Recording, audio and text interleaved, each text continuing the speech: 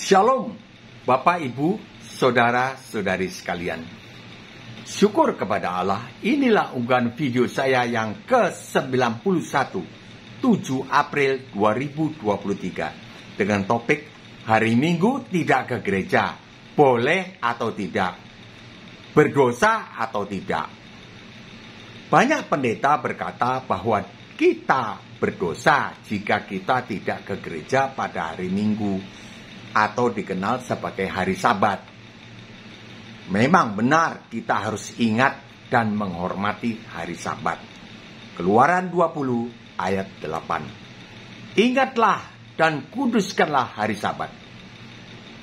Jadi jikalau kita tidak ke gereja pada hari Minggu, kita berbuat dosa.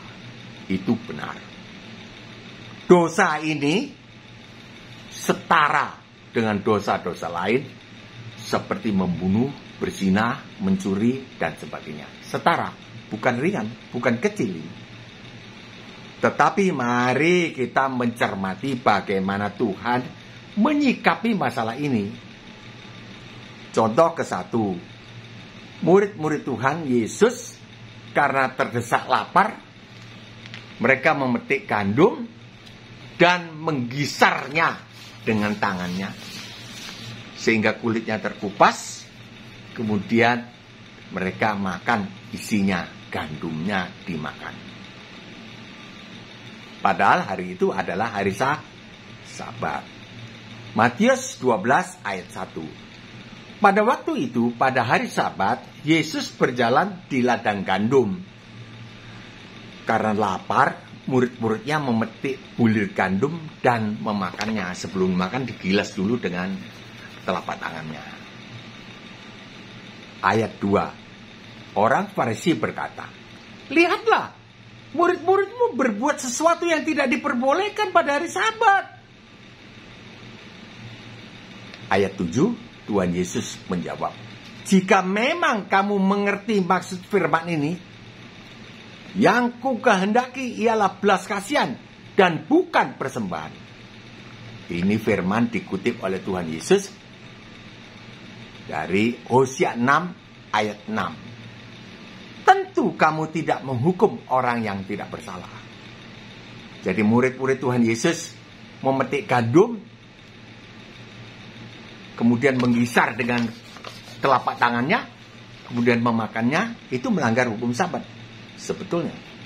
Tapi Tuhan Yesus mengatakan mereka tidak bersalah. Kalau berdasarkan ini, yang ku kehendaki adalah belas kasihan, bukan persembahan. Yang ku kehendaki adalah belas kasihan sama orang lapar, bukan mengukuhi mengenai persembahan, yaitu hari Sabatnya itu, bukan. Tapi belas kasihannya itu diutamakan lebih daripada hari Sabatnya. Menghormati, ingat dan menghormati hari Sabat. Belas kasihan lebih. Ayat 8, karena anak manusia adalah Tuhan hari Sabat. Murid-murid Tuhan Yesus melanggar kekudusan hari Sabat karena persoalan yang mendesak, yaitu karena kelaparan. Bukan lapar. Karena saat itu tidak ada penjual-penjual makanan, soto ayam, nasi goreng, dan lain-lain. Tapi ladang semua. Tidak ada orang berjualan. Jadi bukan karena lapar, tapi karena kelaparan. Tuhan Yesus mengajar kita agar kita dapat mengerti dan berbelas kasihan apabila melihat orang Kristen tidak ke gereja pada hari Minggu karena kelaparan, bukan lapar. Bukan karena tidak menghormati hari Sabat lalu dia malas-malas. Dia tidak menghormati Allah, tidak boleh. Bukan itu, tapi karena kelaparan dia sampai tidak ke gereja. Contoh kedua, seorang perempuan telah 18 tahun bongkok karena diikat oleh iblis.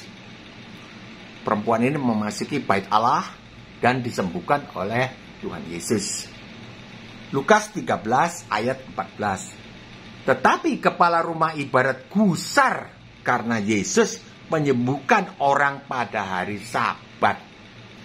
Lalu ia berkata kepada orang banyak, ada 6 hari untuk bekerja. Karena itu datanglah pada salah satu hari itu. Hari 1, kedua, ketiga, keempat, kelima, atau keenam. Jangan pada hari Sabat. Ada 6 hari untuk bekerja. Karena itu datanglah pada salah satu hari itu untuk disembuhkan. Dan jangan pada hari Sabat ini. Ayat 15. Tetapi Tuhan menjawab dia, katanya, "Hai orang-orang munafik, bukankah setiap orang di antaramu melepaskan lembunya atau keledainya pada hari Sabat dari kandangnya dan membawanya ke tempat minuman?" Jadi keledai dan lembunya dilepas dari ikatannya, dibawa, ayo digiring ke tempat minuman. Mereka minum biasanya di sungai atau di danau. Ayat 16. Bukankah perempuan ini yang telah 18 tahun diikat oleh iblis sampai bongkok harus dilepaskan dari ikatannya, karena ia adalah keturunan Abraham. Walaupun, ini tambahannya, maksudnya Tuhan Yesus, walaupun pada hari Sabat. Karena orang-orang ini, orang-orang Farisi, ada ahli Taurat, melepaskan lembu keledainya pada hari Sabat untuk dibawa ke minuman. Saya kan tidak salah. Itu maksudnya Tuhan. Melepaskan orang dari ikatan iblis walaupun pada hari Sabat. Tidak salah. Ini maksudnya Tuhan Yesus. Jadi walaupun tidak beribadah ke gereja pada hari Minggu adalah dosa melanggar kekudusan hari Sabat, namun demi kepentingan kemanusiaan, perempuan bongkok itu yang mendesak, kepentingan kemanusiaan yang mendesak, ada dispensasi, diizinkan tidak ke gereja. Tidak salah interpretasi ini. Diizinkan. Sebetulnya harus ke gereja, harus ibadah. Contoh ketiga, Lukas 14 ayat 2. Seorang yang sakit busung air. Ya, ini sama, mirip kasusnya. Ayat 3. Lukas 14 ayat 3. Lalu Yesus berkata kepada ahli-ahli Taurat dan orang-orang Farisi itu, katanya, diperbolehkan menyembuhkan orang pada hari Sabat atau tidak? Jadi orang busung air itu masuk. Tuhan Yesus langsung tanya. Tuhan Yesus yang bertanya, boleh nggak menyembuhkan orang pada hari Sabat? Ayat 4, mereka itu diam semuanya, tidak berani jawab. Pasti pas mereka kalah, pasti aku kalah ini kalau berdebat. Apa maksudnya lagi ya? Pelajaran apa? Mereka itu diam semuanya. Lalu Yesus memegang tangan orang yang sakit itu, yang busung air itu, dan menyembuhkannya dan menyuruhnya pergi. Ayat 5. Ini tidak ada yang komplit, tapi Tuhan Yesus sudah memberi action lebih dulu daripada sebelum mereka action. Ayat 5, kemudian ia berkata kepada mereka, siapakah di antara kamu yang tidak segera menarik keluar anaknya atau lembunya kalau ia terperosok ke dalam sebuah sumur, meskipun pada hari Sabat? Saya ulangi. Kemudian ia berkata kepada mereka, siapakah di antara kamu yang tidak segera menarik keluar anaknya atau lembunya kalau terperosok ke dalam sebuah sumur? Ya jurang lah, jurang dangkal. Meskipun pada hari Sabat. Pasti segera. Pasti segera. Tidak ada yang bilang, Bapak, Bapak. Anaknya berseru begitu. Tapi bapaknya ini kan hari Sabat bilang, tunggu nak, besok gua angkat kok. Karena hari ini hari Sabat. Ya tahan nak kok. Tahanlah di situ. Tidak Bapak, digigit nyamuk. Ada ular lagi, saya takut. Tidak bisa nak, hari ini hari Sabat. Tidak bisa aku bekerja nak. Ini Ini yang dimaksud Tuhan Yesus tadi. Tidak ada orang berbuat gitu meskipun hari Sabat, tentu dia turun, angkat itu anak keluar. Meskipun hari Sabat. Coba saya ulangi.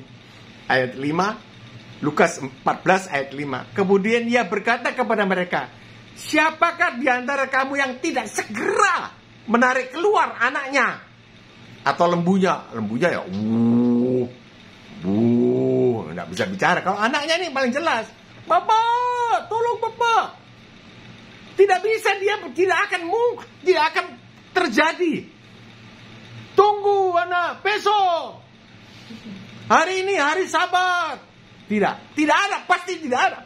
Pasti dengan segera dia melanggar hukum Sabat. Sama. Jangan cari-cari, ini kan orang munafik. Tapi ini suatu pelajaran yang penting bagi kita orang-orang Kristen. Karena tidak tahu, ada ke gereja tertuduh tidak menghormati hari Sabat. Memang betul. Jadi walaupun tidak ke gereja pada hari Minggu adalah dosa melanggar perintah, ingatlah dan kuduskanlah hari Sabat, pelanggar, berdosa. Itu sama levelnya, sama setara tingkatannya dengan dosa membunuh, berzina, mencuri, bersaksi dusta, dan yang lainnya. Sama. Tidak ada yang lebih kecil. Namun jika ada masalah yang mendesak, kita diperkenankan segera menangani hal darurat itu meskipun pada hari Minggu, sehingga tidak sempat pergi beribadah ke gereja. Perihal yang fleksibel ini, yaitu antara kita terdesak atau tidak terdesak masalah, sehingga kita terpaksa tidak ke gereja pada hari Minggu, hanya diketahui oleh kita sendiri bersama dengan Tuhan Yesus. Yang di hadapan beliau, hati kita ini tembus pandang, transparan. Itu mata beliau itu. Kalau dilihat kitab Wahyu, matanya bersinar putih. Ya, kata para murtadin demikian juga. Tembus pandang. Jadi kita tidak bisa pura-pura, nggak bisa. Oh, saya terdesak. Dibikin-bikin terdesak. Padahal tidak terdesak. Nah, itu salah. Tidak menghormati, menguduskan dan menghormati hari Sabat. Salah, tidak menghormati Allah. Karena hari Sabat itu adalah hari yang dikhususkan bagi Allah. Ayat 26, ayat 6. Dunia orang mati dari mulai diciptakannya langit bumi ini, manusia diciptakan mati. Dunia orang mati terbuka di hadapan Allah. Wih, ini mati bunuh diri, ini mati karena perang, ini mati karena dilahirkan terus mati, ini mati karena semua terbuka. Tempat kebinasaan pun tidak ada tutupnya. Tempat kebinasaan ya dunia orang mati sama. Tempat kebinasaan pun tidak ada tutupnya. Terlebih lagi hati kita manusia. Jadi jangan, karena yang menjadi hakim ya beliau sendiri. Mari kita takut dan gentar kepada beliau. Takut dan gentar dengan hormat. Bukan takut seperti iblis, takut dihukum, tidak. Karena beliau sudah menggantikan hukuman kita. Kita tidak takut seperti itu. Kita takut karena hormat. Give reverence. Ibrani 12 ayat 4. Dalam pergumulan kamu melawan dosa, kamu belum sampai mencucurkan darah. Dalam pergumulan kamu melawan dosa, kamu belum sampai mencucurkan darah. Dosa tidak menguduskan hari Sabat, itu sama dengan dosa-dosa yang lain. Sama, satu level. Kita harus bergumul sampai mencucurkan darah. Untuk pergi ke gereja. Beribadah. Menghormati Allah. Sebetulnya di rumah juga ibadah. Tapi ini yang dikehendaki oleh beliau adalah menghormati secara bersama-sama. Janganlah, Ibrani 10:25. Janganlah kamu meninggalkan pertemuan-pertemuan ibadah seperti yang dibiasakan oleh beberapa orang. Jangan. datang hormat Allah yang melepaskan kita, meluputkan kita dari hukuman Allah, murka Allah. Karena akibat dosa-dosa kita diluputkan dengan mengutus anaknya menggantikan hukuman kita. Itu di kayu salib. Kebetulan hari ini Jumat Agung. Mari kita bergumul melawan dosa, tidak menguduskan hari Sabat ini sampai mencucurkan darah dengan mengingat korban Tuhan Yesus di atas kayu salib. Jangan ingat pada hari Jumat Agung ini aja, setiap hari, setiap saat kita ingat beliau.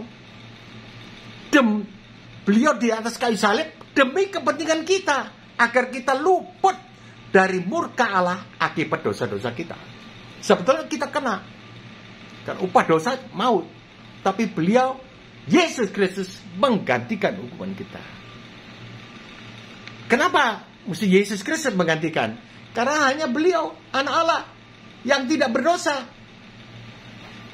Kalau orang lain tidak ada, nabi lain tidak ada yang layak untuk menjadi domba jantan yang tak bercacat ini. Tidak ada. Ibrani 12 ayat 3, ayat sebelumnya. Ingatlah selalu akan Dia, Yesus, yang tekun menanggung bantahan yang sehebat itu terhadap dirinya.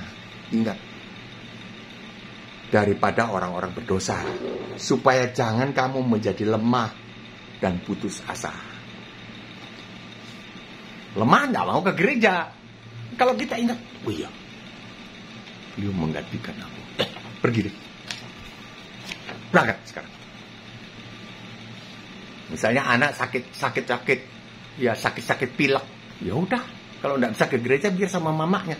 Suami tetap pergi. Begitu. Bukan, wah sakit pilek, wah karena sakit, ya saya tinggal di rumah. Bukan gitu. Itu ukuran Tuhan yang tahu, dan kita sendiri yang tahu kita ikut yang mana. Kita menghormati Tuhan atau tidak. Jika Bapak, Ibu, saudara-saudari diberkati dengan bahasan ini, adalah baik jika berlangganan dengan channel saya dengan menekan subscribe, tanda bel, dan jempol ke atas. Nama channel saya Murtadin Perlu Tahu Ini. Saya berterima kasih jika Bapak, Ibu, saudara-saudari setelah menonton kemudian berkenan memberi komentar. Jika ada yang berkeberatan dan menganggap saya menyesatkan, silahkan menegur saya berdasarkan Alkitab dengan kasih ke nomor WA saya 0852 9898 1948. Tuhan Yesus memberkati.